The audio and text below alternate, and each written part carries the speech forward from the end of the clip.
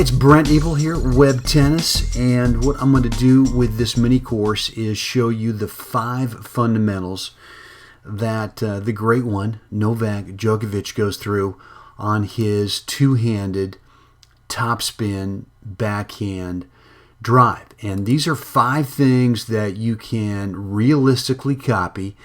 And if you can do this, I mean, obviously it's going to take some practice time to be able to get comfortable with each one of the 5 fundamentals, and then to be able to sync them all up together so it does become a fluid stroke. And this is not a quick fix type of deal, but the 5 fundamentals that Novak goes through are realistically copyable. So let's get started.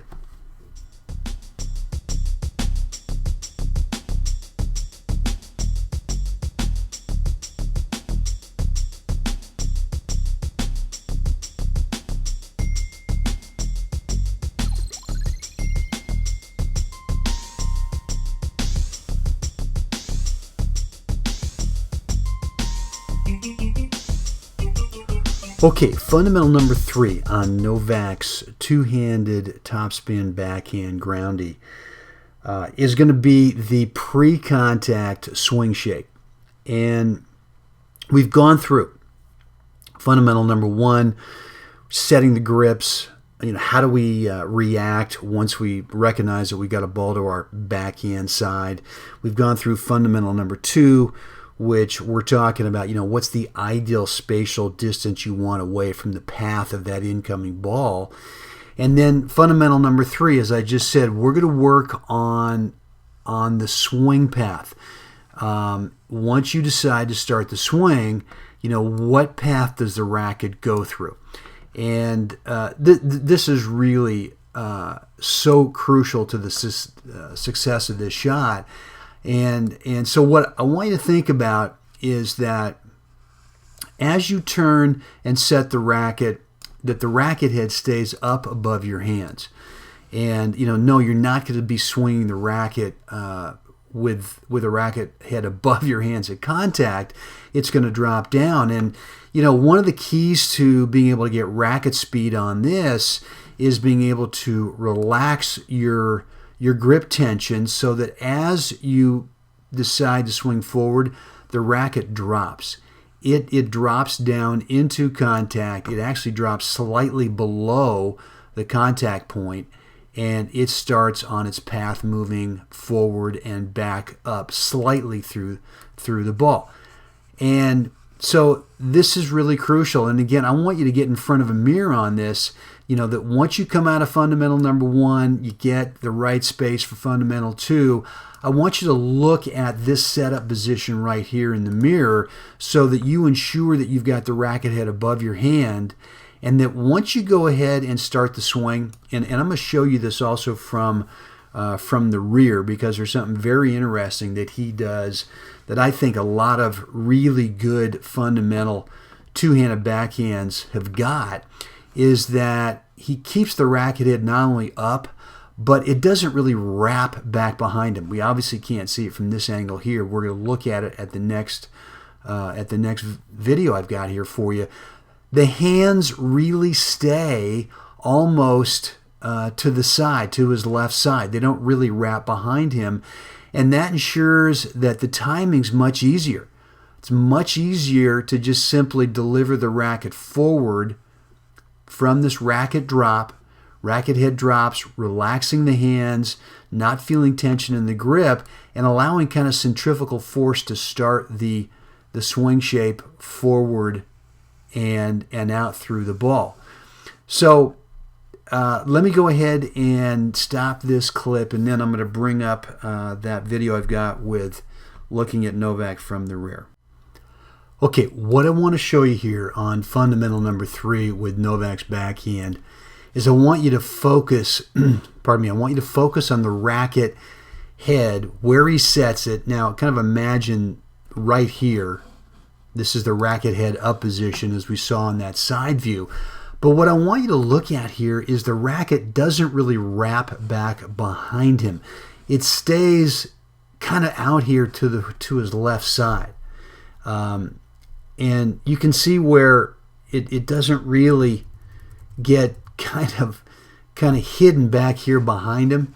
And this is important because I want you to feel that all you have to do once you decide to start the swing is simply drop the racket head down by relaxing your hands, and it's going to have some racket speed as it goes out through the ball. So again, I've got another clip here of Tomas Berdych that I want you to take a look at, where we get to look at the same thing, where the racket head does not get wrapped back behind back there behind the body.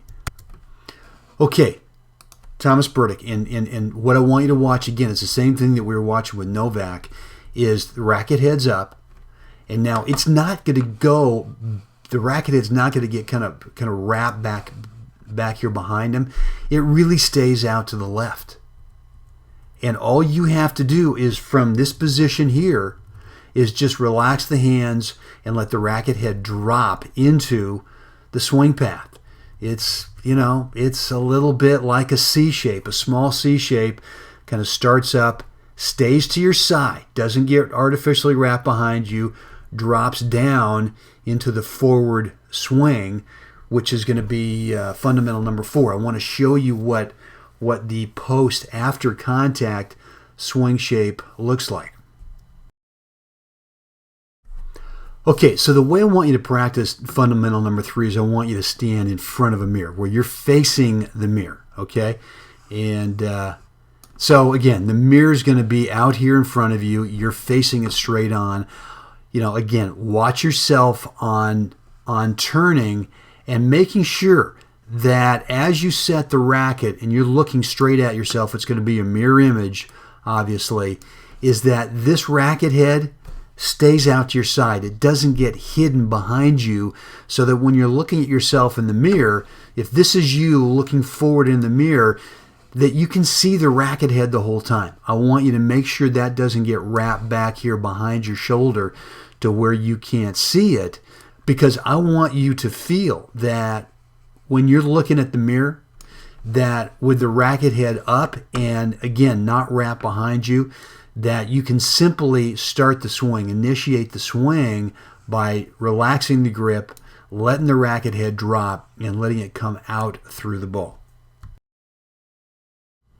Okay, also included in fundamental number 3 is going to be the specific contact point that we need to have, excuse me, with the ball slightly in front of you, and what's the distance away from your body. One way to figure this out is to think of the posture that you want to be in when you make contact. And if you can, when you look at Novak here, and I'm also going to bring up this other clip here of Berdych too, but the back is pretty straight.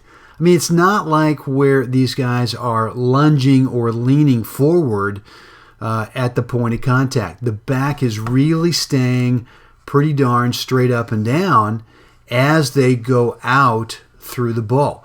And I see a lot of players that get right about here, they start to lunge forward, and a lot of that is because the hands are way too strong during the pre-contact swing, and they feel that to keep the racket speed going, they've really got to lean forward and kind of lunge and sort of jump forward. I want you to feel that the grip is relaxed enough to where you can maintain sort of a straight back posture here and just allow the hands and the arms to just swing out away through the ball. Let's go ahead and take a look at this from the rear, and I think you'll get the exact idea of what I'm talking about. So again, here's this rear view of Berdych's two-hander, and what we're going to see is his point of contact's a certain distance out to his side, okay? I think we all agree on that that's important. We've really got to find what's this distance from here to the body, and also slightly in front. But you're going to find that distance in front naturally if you think about you want to keep your posture with your back pretty darn straight up and down, and being relaxed enough in the hands so that when you go through it, you're not having to kind of get this sense of lunging out through the ball. Again, this is where I see players really struggle with the two-hander, is they grip too tightly, and now to keep the racket head going forward, they've really got to lunge forward, and that can really cause a lot of inconsistency with your point of contact. So I really want you to think more about the point of contact being, can you keep your back straight as you make contact and go out through the ball?